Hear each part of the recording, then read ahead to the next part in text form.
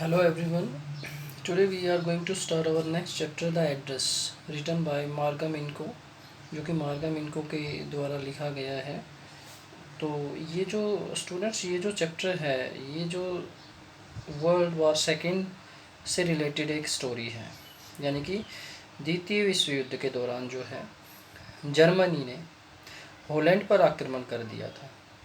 तो हॉलैंड पर आक्रमण करने के तत्पश्चात जहाँ पर 90% से जो लोग थे यानी हॉलैंड में, वो अयहूदी थे। अनेक अयहूदी जो लोग थे, जीव पीपल थे, उन्होंने भय के कारण जो है अपना दूसरे देशों के भाग में चले गए। हज़ारों लोगों को जो है कैंपों में डाल दिया गया और उन्हें बंद कर दिया गया। तो इसी दौरान जो है एक औरत होती है तथा उसकी छोटी सी बेटी होती है, उनको भी अपना जो है घर छोड़ना पड़ा। और उस घर छोड़ने के दौरान वह औरत अपनी सभी चीज़ें जो है, अपनी जो घर की जो सामान है, सभी सामान है, वो एक औरत के पास छोड़ गई, जिसे वह जानती थी कि भाई मैं आऊँगी, बाद में मैं आपसे ले लूँगी, तो अभी पॉसिबल नहीं है ये सभी चीज़ें ले जाना। और वो अपना सामान जो है वो उस औरत के पास छोड़कर चली जाती है। कुछ समय बाद कुछ ऐसा होता है कि जिस औरत ने सामान छोड़ा था, यानी कि छोड़कर चली गई थी, वो मर जाती है। किंतु उसकी बेटी को वह स्थान हमेशा याद रहा जहाँ पर अपनी माँ के साथ रहा करती थी। और युद्ध समाप्ति के तत्पश्चात जो है बहुत देर के बाद वह उस नगर को आई जहाँ पर उसकी माँ उसके साथ रहा करती थी और वे चीज़ें छोड़ कर गई थी। तो उस औरत से मिलने के लिए गई, किंतु उस औरत ने उसे पहचानने से बिल्कुल इनकार कर दिया कि वह तो उसको पहचानती नहीं है, क्योंकि वह उन चीज़ों को लौटाना ही नहीं चाहती थी जो उसने ले रखी थी। इस कहानी में वह बेटी जो है बतलाती है जो उस समय तथा उसके बाद की अपनी जो यात्रा के दौरान कैसा महसूस कर रही थी, और किस प्रकार से उस लेडी ने उसको मना किया। उसके घर जाती है, 2 बार जाती, 3 बार जाती, लेकिन वह औरत उसको मना कर देती है। अंत में वह सभी चीज़ें जो है पहचान जाती है कि जो उसकी माँ ने उसको दी थी। और इस जो ये कहानी है, इसमें जो है जो स्टोरी टेलर है, यानी कि स्वयं वह बेटी ही है उसकी, जो यहाँ पे नरेटर है, यहाँ पे लेखक है, तो वहाँ पर वो स्वयं बेटी ही है जो इस पूरी कहानी को बता रही है। तो हम चैप्टर स्टार्ट करते हैं। Do you still know me, I asked. क्या आप मुझे अब भी जानती हैं, मैंने पूछा। The women looked at searchingly. तो एकदम महिला ने बिल्कुल चेहरे को खोजने के भाव से, यानी कि याद रखने के भाव से एकदम जो है ढूंढते हुए देखा। She had open the door a chink. उसने दरवाजे की एक दरार की तरह खोल रखा था, एक चिंक की तरह, यानी कि दरार की तरह खोल रखा था, बिल्कुल हल्का सा खोल रखा था। I came closer then stood on the step. तो मैं नज़दीक आकर सीढ़ी के पास खड़ी हो गई। No I don't know you. तो वह कहती है मैं नहीं जानती तुमको। I am Mrs S daughters. तो मैं मिसेज एस की बेटी हूँ। She held her hands on the door as though she wanted to prevent the opening any further. तो वह दरवाजे पर हाथ लगाकर इस तरह खड़ी होगी मानो मुझे अंदर जाने से रोक रही हो, और दरवाजे को नहीं खोलने दिया उसने और अधिक। Her face gave absolutely no sign of the recognition.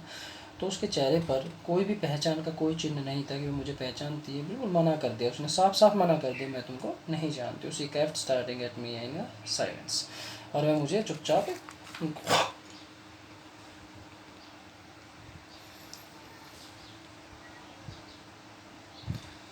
Perhaps I was mistaken.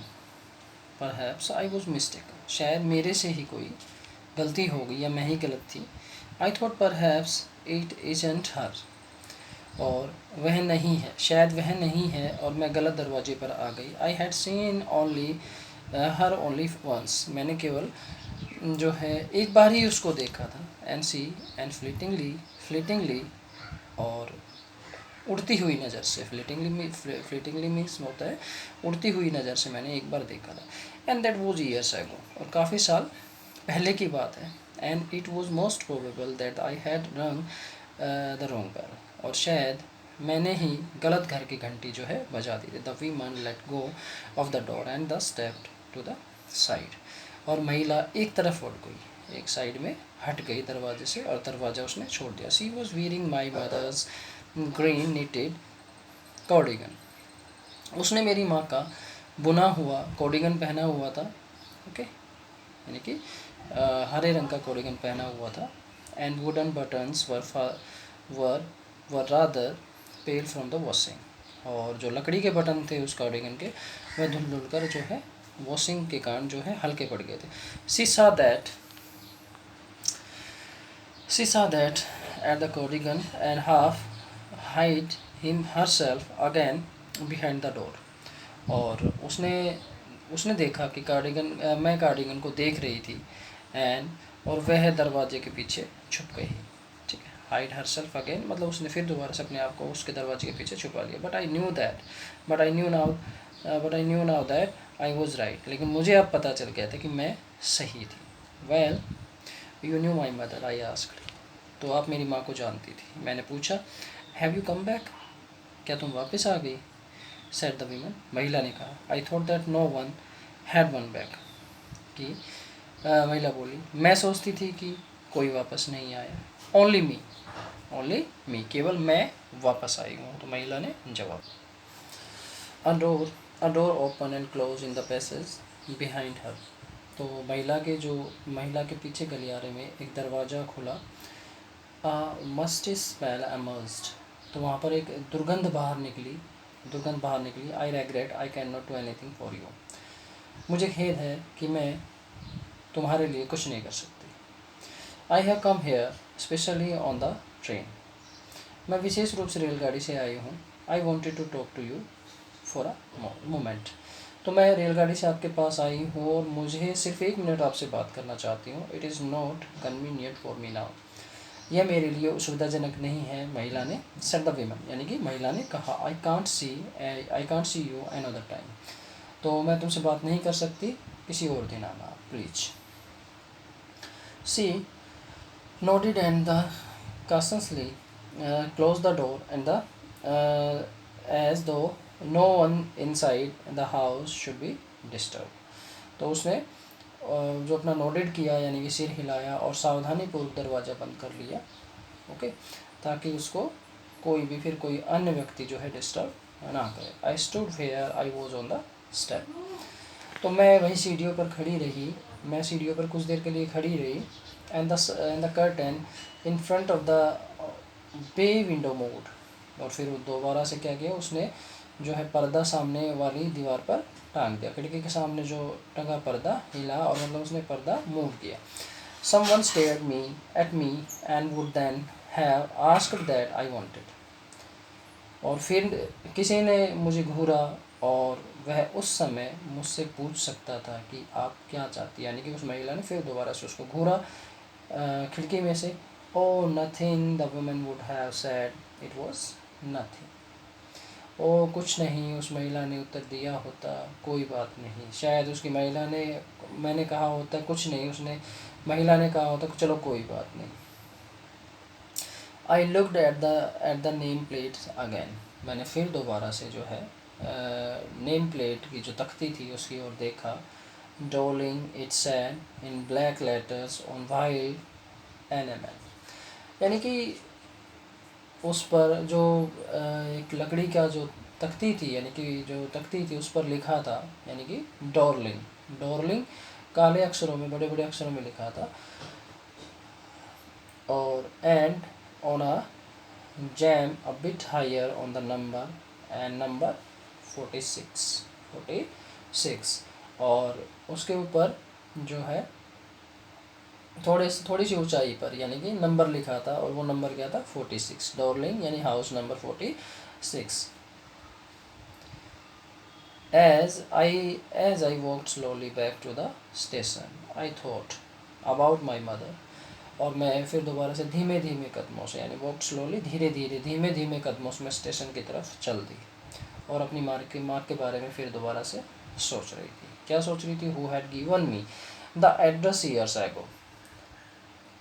क्योंकि उसने मुझे पता दिया था and it had been the first half of the war. ये मतलब कि जो युद्ध के शुरुआती दौर की बात है, मतलब कि हाफ ऑफ द वॉर मतलब कि जो बीच की बात है।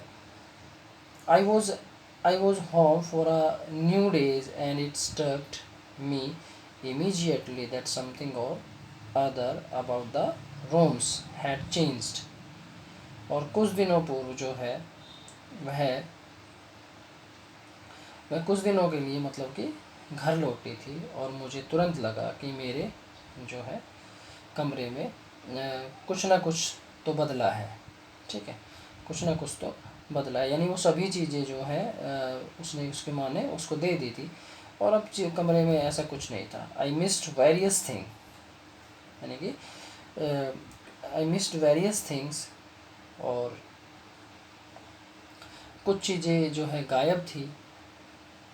माई मदर वो surprise I should have notice so quickly. मेरी माँ को आश्चर्य हुआ कि मैंने इतनी जल्दी कैसे नोट कर ली थी।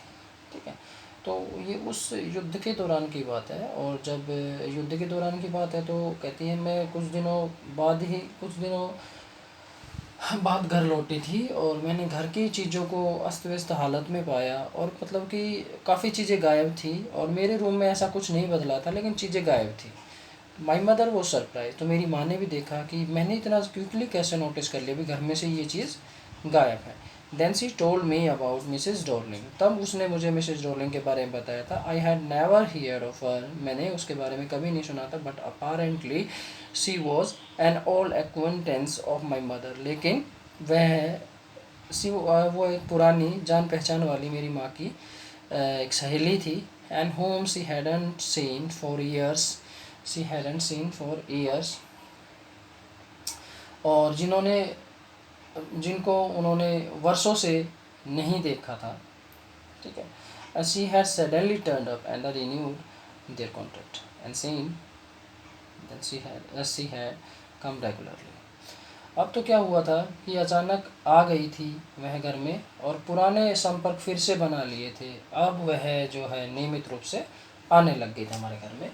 किस तरीके से, वह एक पुरानी पहचान वाली थी लेकिन वह धीरे धीरे जो है फिर दोबारा से हमारे घर में आने लगे थे। एवरी टाइम सी लीव्स हेयर सी टॉक सी टेक समथिंग, जब भी वह घर आती तो वह अपने साथ कुछ ना कुछ ले जाती with her and said my mother and और सेड माई मदर, और माँ से कहा she took all the table silver in one go, कि प्राय जो है बड़े फूलदान उसको मतलब टेबल से जो है एक बार टेबल का जो है चांदी का सामान ले गई, सारा का सारा जो टेबल पर हम खाना खाते थे वो सारा सामान ले गई। And then the antique plates that hung there, फिर उसके बाद प्राचीन प्लेटें जो थी हमारी वो ले गई। She had trouble lugging those large vases, और फिर एक बड़ा फूलदान ले जाने में उसको कठिनाई आई। और फिर क्या हुआ, I am worried she got a crick in her back from the crockery, और फिर जो है क्रॉकरी के कारण जो है उसके जो पीठ में है क्रिक इन हर बैक, क्रिक मीन्स जो कि अकड़ आ गई, अकड़न जो है उसकी पीठ में आ गई।